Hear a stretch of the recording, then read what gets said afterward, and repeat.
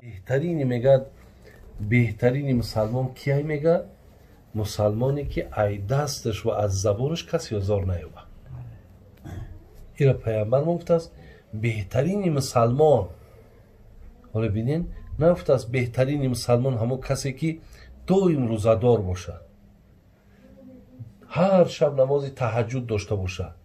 ببینین نمیگه این گپ نزدن، گفتم بهترین مسلمان مسلمانی که مقصد ای دست و زبان او هیچ کس آزار نیابد. ریش سنتی ندارید، میخواهید مثل مردها ریش غوث داشته باشید، ریش زیبا داشته باشید، پس مشکل شما حل است. داروخانه شفا فرما با صفت اعلی داروهای گیاهی را پیشکش میکند برای بزباله شدن، درد میان، پا، خون گرفتگی، پروستات، بقوت کردن مردانگی، برای فرزنددار شدن، فای اسپرم را بالا برداشتن. فیتوستوچهای طبیعی را شخصانی که مشکل از گمارای پروستات، خون گرفتگی، عضوهای زنانه و مردانه با مثل مولاشنیڅ، اروزیا، کیست میومی دارند پیشنهاد میکند برای صفت اعلی دسترس نمودن با این رقم ها تماس گیرید. شفا فرما همراز شما. اینها سبب خدا. این گپ نزدن، گفتم بهترین مسلمان مسلمانی که مقصد ای دست و زبان او هیچ کس آزار نیابه. برای همین حقیقتا اگر زبانی باشد که کسی را ما به این آزار نتیم و بهترین عضو. اگر به شرط زبانهای ما چنان زبانهای خاردار و درشتی باشد که 10 نفر ای دست ما و شما خفا و ملال باشد، این بدترین عضو به شمار می رود. همین حضرت لقمان وقتی بچهش پرسید که پدر گفت، بچه لقمان هم بسیار آدمی مشهور بوده است، بسیار آدمی معروف هم بوده است. برای همین او بچهش در سوره خودی سوره لقمان ده بچهش نصیحت میکنه. حضرت لقمان بچهش نصیحت میکنه که مقصد بچم هیچ وقت شرک با خدا نیار، لا تشرک بالله ان الشرک لظلم عظیم. بچهش نصیحت میکنه بچم هیچ وقت شرک نیار، زیرا شرک بسیار گناه بزرگه. مفسران میگن بچه حضرت لقمان هم آدمی معروف بود، بسیار عالم بود میگن، لیکن بسیار مصلحت های زیباش میته. برای همین انا حضرت لقمان که وقتی میدونست بچهش که بسیار آدمی دانشمنده، میگه پدر میگه همین بهترین خصلتی که خداوند با بنده بده چیه؟ نعمت بزرگه.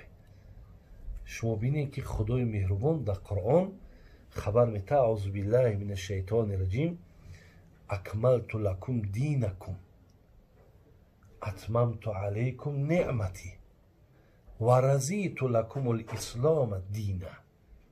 الله را بین میگه اگر شما پایبندی دین شوین، ولی مقصد دین اسلام ای برادر عزیز، اگر شما پایبندی دین اسلام شوین رضیت لکم، خدا میگه من شما راضی میشم. برادر عزیز میدونین که رضایت الله مهربان برای ما و شما چقدر فایده کلان داره.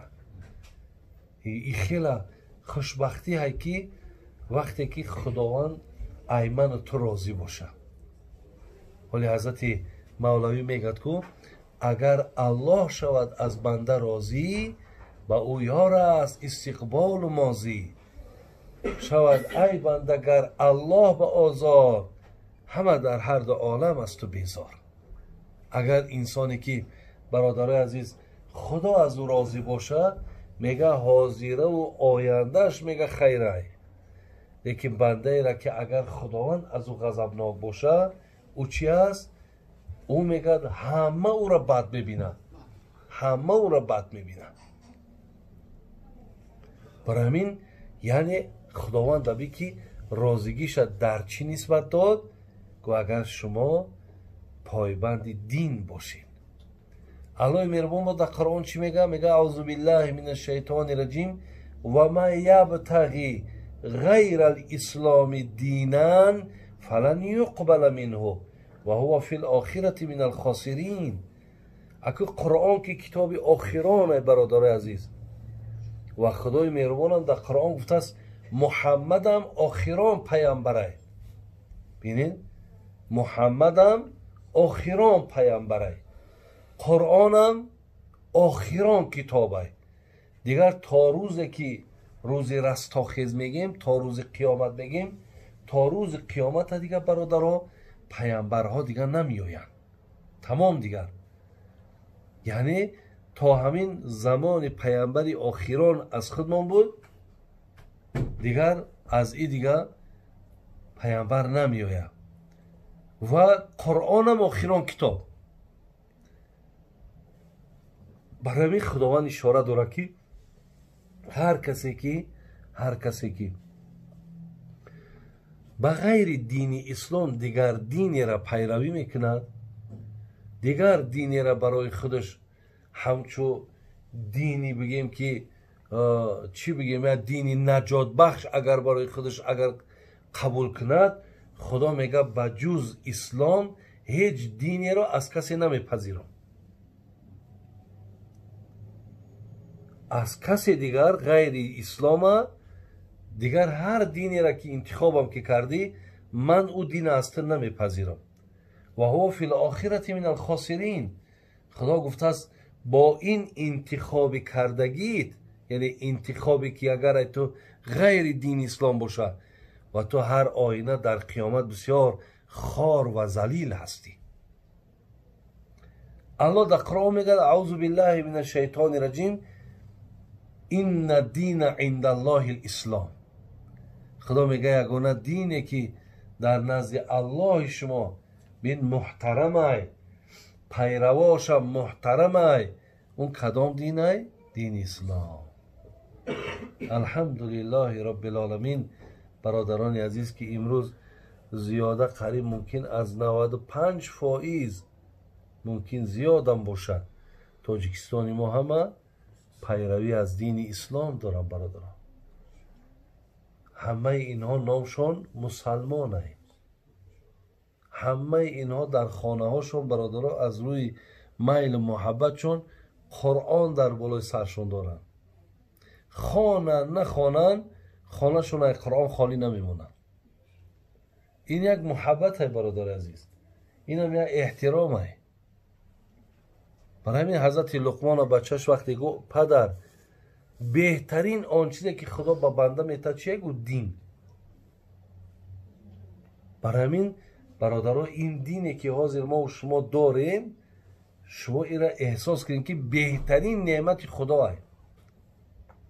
حضرت علی هم سخن داره میگه این من نعیم دنیا یکفیک الاسلام و نعمتن.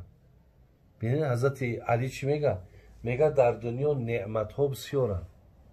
یعنی نعمت یعنی چی نعمت؟ اینو ببین نعمت نه، آبش هم نعمت های، میوهش هم نعمت های، هر چیزی که همه همین نعمت های. برادر عزیز ببین زبانی که خوانده است نعمت های، گوشه که گوش کرده است نعمت های، قدم هایی که میزنیم راه میگردیم نعمت های. نه بابی عبدالرحمن ابی ای سلامتیش بیچاره نه نمیتونه میگه شیشته و دیگر نعمت های. همین تنیسیت خودش یه نعمت های برادر عزیز. پدر و مادرم نعمت های، فرزندم نعمت های. این همین الحمدلله رب العالمین. امروز یه فضای بین آرامی که ما داریم. ای برادر عزیز